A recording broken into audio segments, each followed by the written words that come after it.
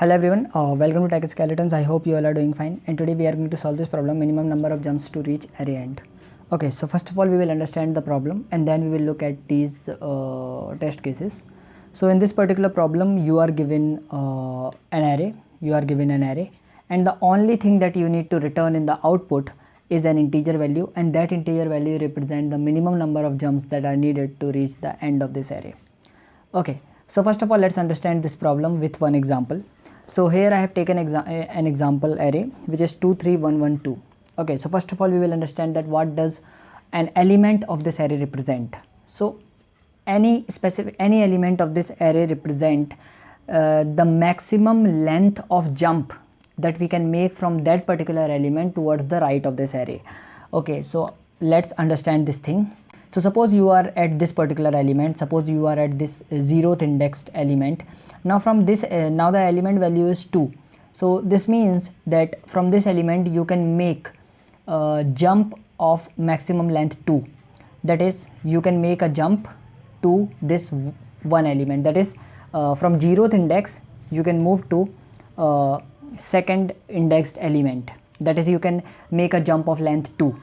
Okay, now since this is now the element value represent the maximum length jump that you can make from that element. So from this element we can also make a jump of length 1, but we cannot make a jump of length 3 from this element. It is not allowed. Okay, so because the value is 2 only. Now from this 3, now suppose you are at this 3 element. Now from this 3 element we can make a jump. Wait a minute, I think I should erase this. Okay, now from this 3 we can make a jump of length, maximum length 3. Okay, so we can make this jump from this 3 element, but this is the maximum length, so we can also make a jump of length 1, and we can also make a jump of length 2. Okay, now from this one element, this 1, we can make a jump of length just 1. This is the only possible choice from this particular element, and same goes for this last element. From this element we can make a jump of length 1 only. Okay, so I hope by now you understood that what does each element represent.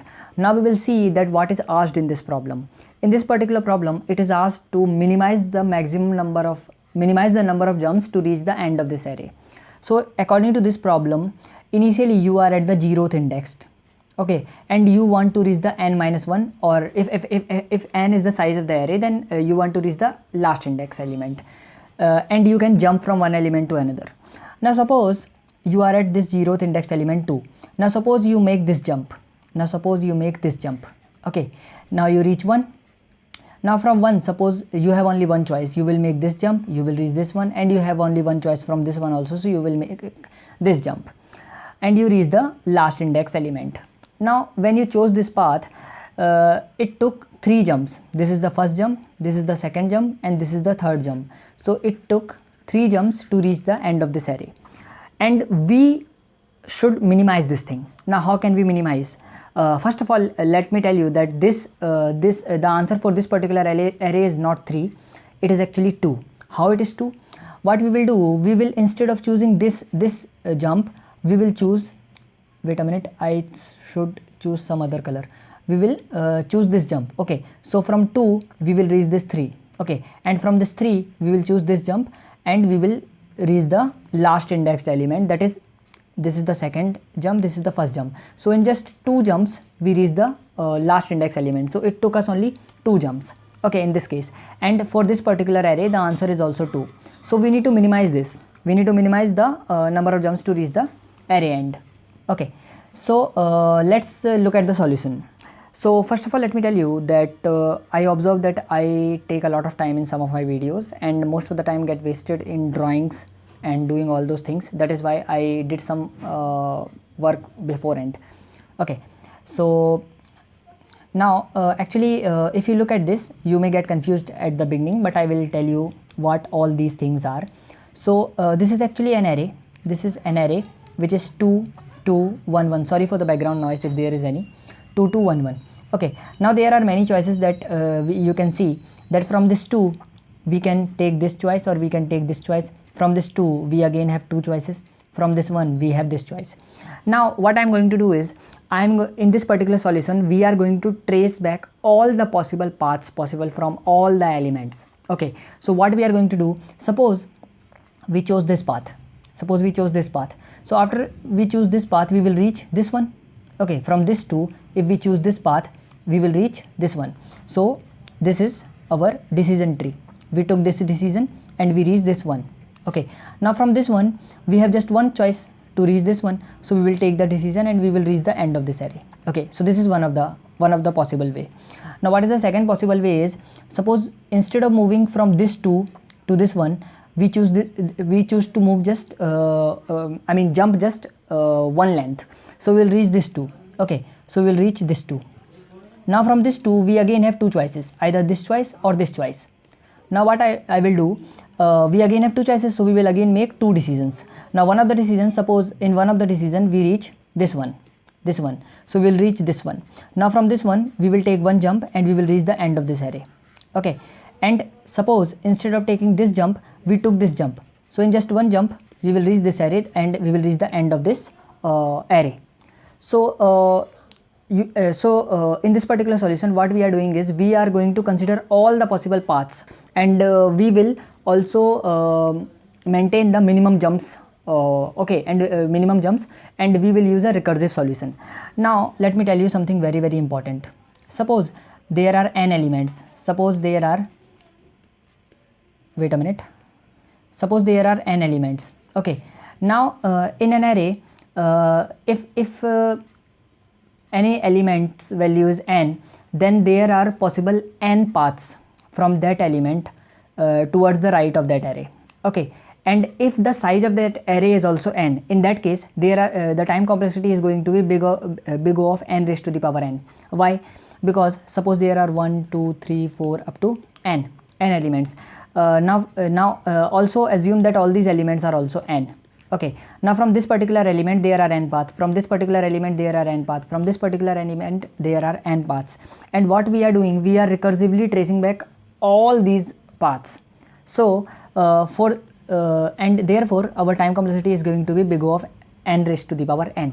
It is a very bad time complexity, and therefore I am not going to waste too much time in this particular solution. I will show you the better solutions for this particular problem. Okay, now you can look at this code. This is the code, this is the recursive solution to solve this problem in big O of n raised to the power n. I am not showing you this solution in VS Code or any editor, and I am not explaining too much about this code because it's a waste of time. It is a recursive solution, it is a waste of time as of now, because there are better solutions for this particular problem. But it is important for you to understand that why this solution we are looking at this solution, because let me show you something actually in this particular problem. Let me erase all of this and let me show you. Okay, I will not take much of your time. Okay, so if you look at this, if look at one thing, look at this decision, okay, and wait a minute, let me see. Look at this decision. Okay, look at this decision, and yeah, if you look at these two decisions, then you can see that we are moving from this one to this one. Okay, and here also we are moving this from this one to this one.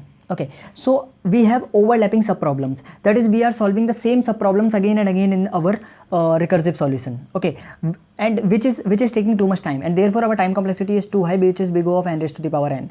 And let me tell you something very important. In most of the time, whenever we have overlapping subproblems, most of the time we have a dynamic programming solution for that particular problem. That is, we store some solution of smaller subproblems, and we can use that solution to solve larger problems or future problems.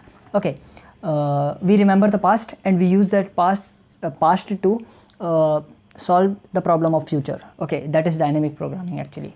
So and our second solution is totally based on dynamic programming. So how we are going to solve the second problem, how our second solution is going to work. In our second solution, this is our original array. I took this array, and what we are going to do is, we are going to maintain two arrays. Okay, we are going to maintain two arrays. You can call them DP arrays or you can call them whatever you want, but important is that you understand what these arrays store. So this is the first array, minimum jumps array. This minimum jumps array stores the minimum number of jumps that is required to reach the ith element from the 0th index. So suppose I will give you an example. Let me index them 0, 1, 2, 3, 4, 5, 6, 7, 8, 9. Okay, now suppose at this fourth index, suppose the value is 3. We just suppose it. Okay, it is not true value, it is not the right value. Suppose the value is 3, then it means that from this 2 to reach from this 2 to this 3, it requires 3 jumps. Minimum 3 jumps are required to reach from this 2 to this 3. Okay, there are 3 jumps required. Similarly, suppose at here we have 5. That means that from this 0th index, we in order to reach this element, that is the 7th indexed element, we need total 5 jumps. Minimum number of jumps required is 5. Similarly, we will keep filling this array while iterating over our array, and at the end the value which we have here is our answer, because that's what we want. We want the minimum number of jumps that is required to reach the last index of the array from the starting, and that's what this array stores. Okay, so at any index of this array represent the minimum number of jumps required to reach that particular index from the starting. Okay, so let me erase a lot of things from here because we need to fill this array. Okay, wait a minute. Yeah, I will also erase the index for now because we don't need that. We can assume that it is indexed. Okay, so first of all, we are going to hard code some of the things. The first thing that we need to hard code is we will fill this with 0. Why we are filling with this 0? Because we are always starting from the first 0th index. In every test case, we are actually at the 0th index. So there is no need to make any jump. So 0 jumps are required to reach the 0th index because we are already there. Okay. Similarly, this second array, I forgot to tell you about the second array. The second array stores the origin of jump array. Okay. So suppose this is stores 5. Okay, this is stores 5 and this is stores, suppose this is stores 3. Okay, so what does this mean? This means that to reach this element, this element from the beginning, it requires 5 jumps. You know this. Now this 3 represent that you reach this one. The last jump that you took in this array to reach this one was from the 3rd index. Okay, so 0, 1, 2, 3. That is, you took this jump.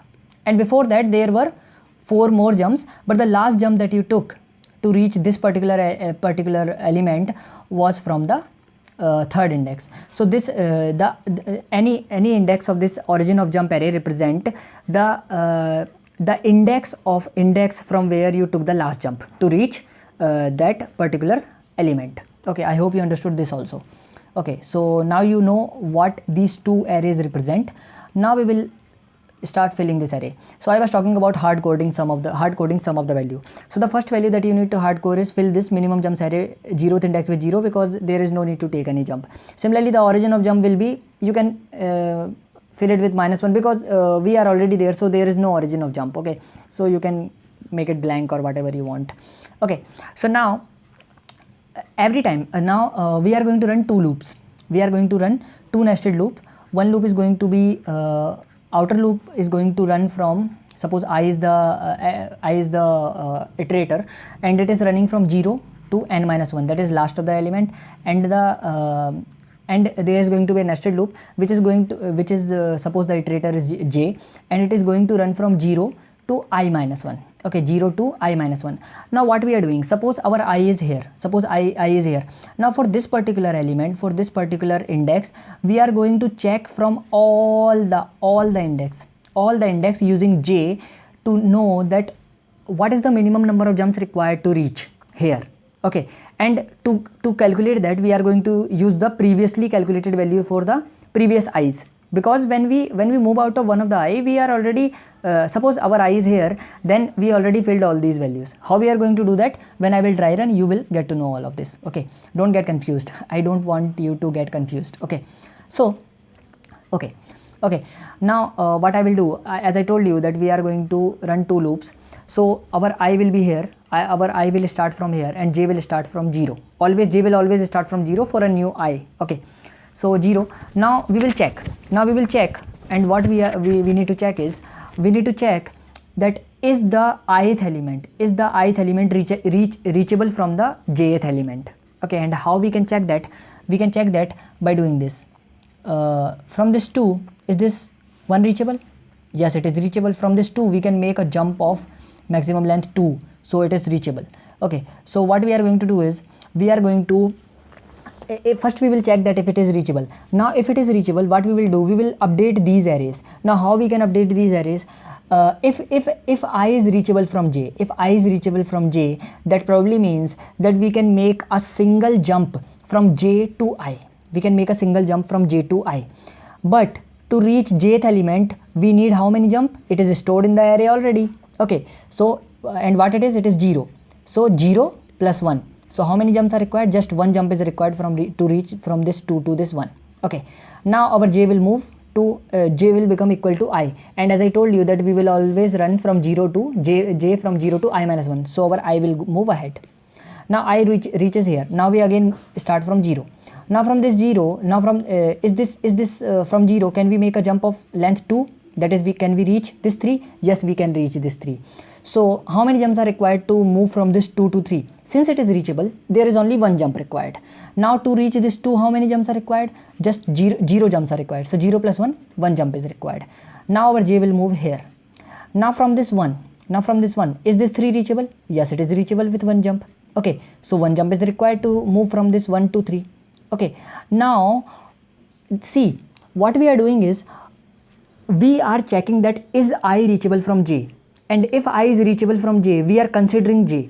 What we are doing is we are taking we are actually taking j as the intermediary element in our jumps.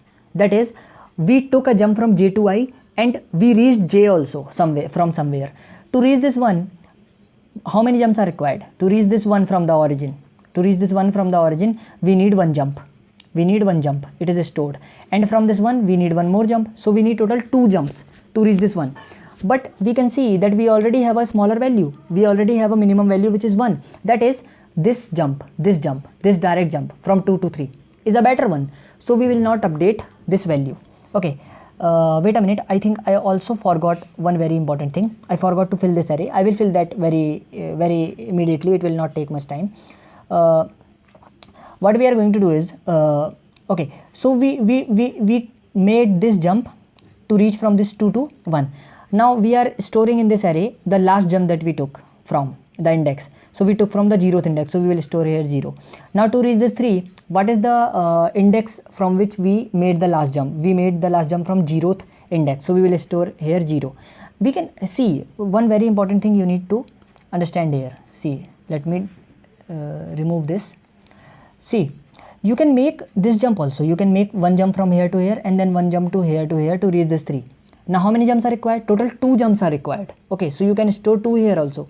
But we are maintaining the minimum, and the minimum is not 2, minimum is 1. Why? Because we can make a single jump. So when we have a j, that jth element is the intermediary element, and what we will do, we will use the minimum number of jumps required from that j, and we will add 1 to it, and we will check that what is minimum, and that we will update. Okay, now our I will move here. Now we again move from this 2. Is it possible to reach this 2? It is not possible, because we can make a jump till 3 only from this 2. Okay, so we are not we can't make this jump. Now from this 1, it is possible? No, it is not possible. We can reach this 3 only. But from this 3, it is possible to reach this 2. Okay, so we take one jump to move from this 3 to this 2. Now what we are storing here, what we are storing in this array, we are storing the minimum number of jumps required to reach that particular index element from the origin. Okay, but this one jump is taking from this element from this to this. But to reach this, how many jumps are required? It is already stored in our array.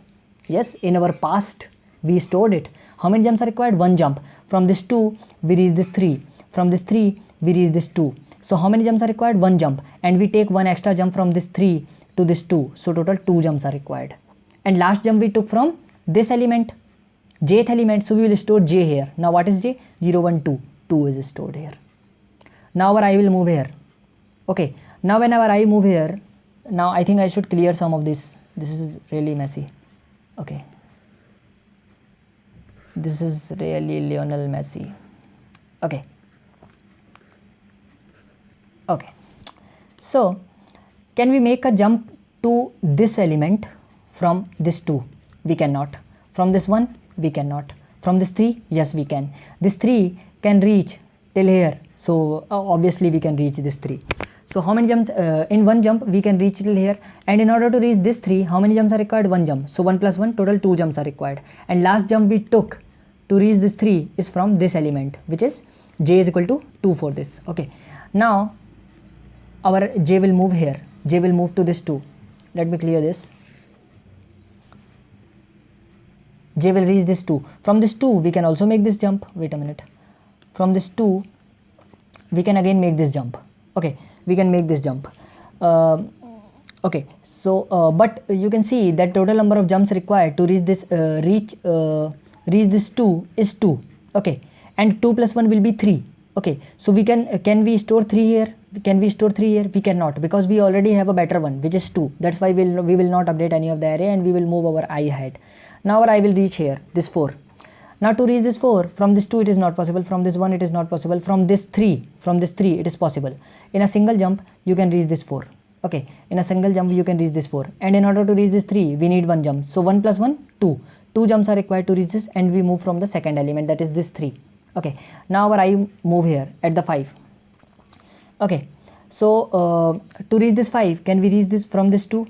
We cannot. From this 1 we cannot. From this 3 we cannot. From this 2 we cannot. From this 3, yes we can. So from this 3 we can reach this 5 in a single jump, and to reach this 3 we need 2 jumps. So 2 plus 1 is 3. 3 is required, and we reach this 3 from this element. Now what is the index? Index 0, 1, 2, 3, 4. Fourth index. So we made the last jump from the fourth index. Now from this 4, in a single jump we can reach this 5, and to reach this 4 we need 2. So 2 plus 1 is 3. We again get the same equal value, so we will not update it. We will only update if we get a smaller value. Okay, now our I move here to this 1. From this 2 it is not possible to reach this 1. From this 1 it is not possible. Okay, from this 3 it is not possible. From this 2 it is not possible. From this 3 it is possible. From this 3 we can move this like this. Now to reach this 3 we need 2, and to reach this 1 we need 1 jump. So 2 plus 1 is 3 jumps are required. So we will update this with 3, and we made a jump from here, that is the fourth index element. Okay, now from this 4 we can again reach this 1. We can again reach this 1. We can again reach this 1 from this 4. Now this 4 required 2. So 2 plus 1 is 3. 3 is already here. We will not update. From this 5 we can move to 1 with 1 jump. Now 3 plus 1 is 4, which is larger than this 3. We will not update it. Now our I will move here. Now I will move to this 2. I moves here. Now as our I moves here, we will again check. Is this 2 reachable from this 2? No. From this 1? No. From this 3? No. From this 2? No. From this 3? No. We can move till 1 here only. Now from this 4, yes, it is possible to reach this 2. To reach this 4 we need 2 jumps, and one more jump is required. So 2 plus 1 is 3. So 3 jumps are required. So we will take 3 jumps, and from this 4 we took the last jump, which is the fifth index element. Okay, so from this 5 we need 4 jumps. From this 1 we need 4 jumps, so we will not update. Our I will move ahead. Now our I moves at the last index element. So to reach this element we cannot reach from this 2, 1, 3, 2, 3, 3 we cannot reach. 4, from this 4 we can reach. From this 4 we can make a jump to this 8, and to reach this 4 we need 2. So 2 plus 1, 3 jumps are required. 3 jumps are required, and we took the last jump from this element, which is the fifth index element. So as we are done with filling these two arrays, the value at the last index represent the total number of minimum number of jumps required to reach the n-1th index of that array from origin 0, which is required in this particular problem, and that's our answer. So our answer for this particular array is 3. 3 is the answer. That's what we are going to return. And this array is actually not needed in our actual solution. I made this array just so that you understand that what does it mean when I say that intermediary jumps, that is intermediary element, or the element that we took to jump. Okay, so let's look at the solution for this particular problem. So this particular problem solution is this, which is a dynamic programming solution. Okay, so wait a minute. So if you look at this solution, in this particular solution, what we are doing is we are taking the array, we are taking the number of element, and this temp array is equal to minimum jump array. And what we are doing is one more thing I want to tell you, that we are not maintaining that array, origin array, because it's not needed actually. It's not needed for this particular problem. Okay, and what I did is, as I told you that we had an array. Okay, we like I should show you actually. Like we filled it with 0. Okay, we filled it with 0. It is a hard coded value, and we will fill the other elements with int max. We will fill it with int max, so that when we choose the minimum one, we always get it. Okay, it is a very basic programming fundamental that you need to know. Okay, so we will fill the other ones with int max. Okay, int max. Okay, and after we do that, we also did the hard coded value for the 0th index, and we run two for loop nested loops, I and j. Okay, and what we will do, we will check. Here we are checking that is the jth element, is the ith element, is the ith index reachable from j. That is it possible to make a single jump from j to reach our I? Okay, and then we are updating it with minimum of temp of I, that is already stored value at the minimum jump array, and temp j plus 1, that is the jump required to move, that is the jump required. What is temp j? TMP j is the minimum number of jumps that is required to move from the 0 index to j, and from j we move just one jump to reach the ith element. So this one is this one from j to that element, because that element is reachable, that's why we need just one jump. And similarly, and at the end we will simply return the n minus 1th index.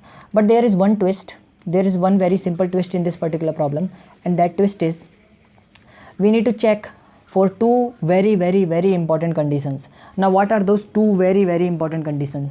Those two very important conditions are is temp n minus 1, that is the last, as I told you that the temp array or the minimum jump array, the last index is going to store our answer. If that stores a negative value, then we will return minus 1, that is it is not possible to reach the end of this array. Similarly, if that stores a int max, then it is also not possible. Now you must be thinking that I did not explain you this, so I will do that now. So I will explain you. Suppose the array given to you is 0 1 1 1 1 1. Okay, now as I told you that the temp array is going to store hard coded values. Some of the values are going to be hard coded. Okay, so it is going to be 0, it is going to be the int max, it is going to be int max, it is going to be int max, it is going to be int max, and it is going to be int max. Okay, now as I told you that suppose you are at this, suppose your I is here, and your j is here. Okay, so now it is possible to move this, it is possible, yes, it is possible to move from this element to this element, because the value is 1 and you can make one jump to reach this element. So if it is possible, we will now what we will do, we will check that we will update this particular value, and we will do minimum of currently stored value, which is int max, and value at j plus 1. Okay, now in C and C++, if you try to add 1 to int max, then it will give you a negative garbage value. It will always give you a negative garbage value. This is the condition of overflow, I think. Yes, it is a condition of overflow. Yeah, it is a condition of overflow with integers. Data structures have a limited memory, and they will move into a cycle of garbage values if we try to add more than its limit. So that's what is happening, and the same will go for all the element, and at the end we will get a negative garbage value here, and that's what I'm checking here. If we are getting a negative value, then it probably means that we had 0 at the beginning or something like that, because if you have 0 at the beginning, it is not possible to reach the end. You are at 0, can you move? You cannot move. You can't make any jump. You are not allowed to, you can't make any jump, and that's what we are checking in the first condition. Now we will look at the second condition. The second condition is more important.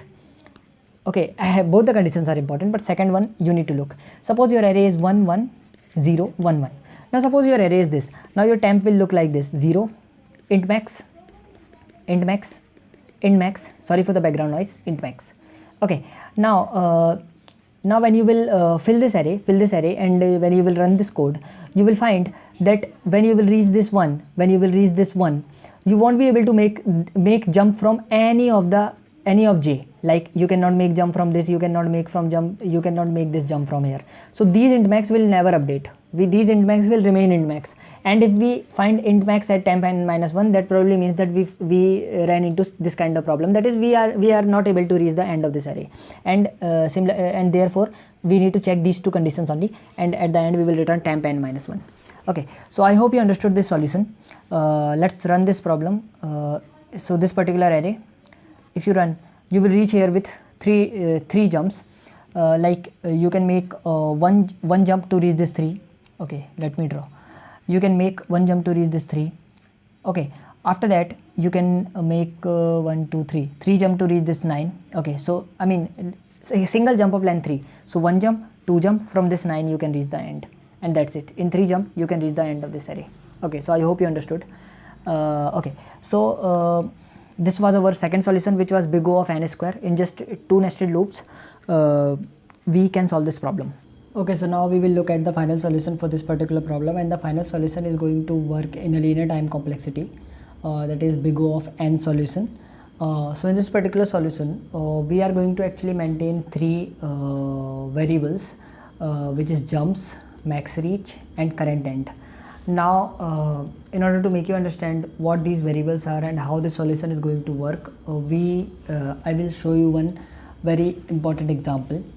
So I took this array 2 2 2 1 3, and in order to solve this problem, what we are going to do is we are going to assume that all these elements are going to give us a ladder.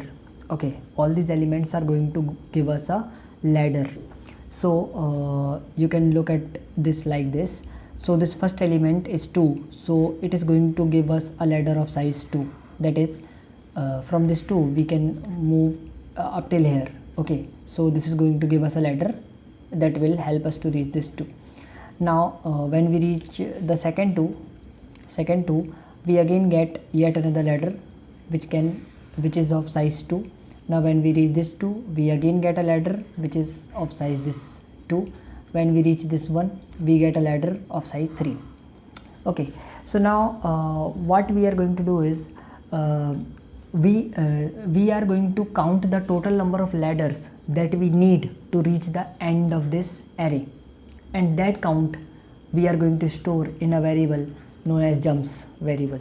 Okay, so now in the beginning we start from the 0th index, and in the beginning we use our first ladder, so jump will increment, and we will keep using this, and we will keep moving to the new elements, and whenever we reach a new element we will update the maximum reachable state, the maximum reachable index then we can get from the newly found ladder. Okay, and we will also check that is the newly found ladder can help us reach the end. Okay, and if that is possible, we will simply jump to that new ladder and we will move. Okay, so now as you can see that I am moving in this ladder and I reach the first element. Now I found a new ladder of size 2 which can help me reach up to index 0 1 2 up to index 3. Okay, up to index 3. So I will store that value. Okay, and I will keep moving. Okay, I will keep moving, and then I will reach this 2. Now from this 2 I can reach up to 4. Okay, I can reach up to 4, which is this ladder, Now it is quite clear that 4 is the last index of this array. So what I will do, I will simply make a jump to this new ladder. I will not use this ladder. I will make a jump to this ladder, and I will reach the end of this array. Okay, and when I make a jump, I will do jump plus plus. Okay, jump plus plus. So initially my jump was 1 when I was using this ladder. Then I used a new ladder which was this ladder. So I used 2 ladders. One is this ladder and one is this ladder. So I used 2 ladders, and my answer is 2, which I will return at the end. Okay, so there is one more very important thing about this particular approach, which is that it is possible that while moving in a ladder, we reach the end of that ladder, and we have not yet found a ladder which can help us reach the end of the array. In that case, we will choose another ladder, and we will keep moving in that ladder. I will take one more example so that you understand this approach. So now what my approach is 1 2, 2, 3, 3, 5, 4. Okay, now in this case, initially I have a ladder of size 1. Okay, now I'm moving in this ladder. When I reach this 2, I found a new ladder of size 2. Okay, now I reach the end of this ladder. Now I reach the end of this ladder, and initially my jump is 1. Okay, now I reach the end of this ladder, so I'm bound to make a jump. Up till now, when I reach this 2, I have not found any ladder that can help me reach here. So I will make a jump. I will move to this ladder. Now my jump becomes 2 because the number of ladders that I use is this is the second ladder that I am using. Now after I move to a new ladder, I will increment my jump by 1. Okay, and now I start moving on this ladder. I reach this 2. Now I found a new ladder of size 2. Okay, and I will keep moving ahead. Now I reach this 3. I found a new ladder of size 3. So 1, 2, 3, and as you can see that using this ladder I can reach the end of this array. So as soon as I found a ladder that can help me reach the end of this array, I will simply use this ladder and I will reach the end of this array, and I will increment this jump and I will return jump plus 1, which is 3. So I will return 3. Okay, so this is the approach that we are going to use, and you can clearly see that we can jump to this 2, then we can jump to this 3, and then we can jump the end of this array 4. So it took us 3 jumps to reach the end of this array, and for this particular array the answer is also 3. Okay, so I hope you understood this. Now it is important to understand all these variables. Okay, now let me erase all of this and do a dry run on this particular test case. Okay, so initially our jump is 0, but as soon as we start using this first ladder, we will increment our jump to 1. Okay, and on our current end also becomes 1, because using this ladder we can reach up till 1 only. Okay, up till 1 only. And max reach, what is max reach? Max reach is also 1. By now max reach is 1. Max reach, what does this max reach indicate? The max reach indicate the farthest index that we can go with the best ladder that we have currently. Okay, I will do the dry run and you will understand it. Okay, now after this we will also check 3 conditions. These are the 3 conditions that we need to check.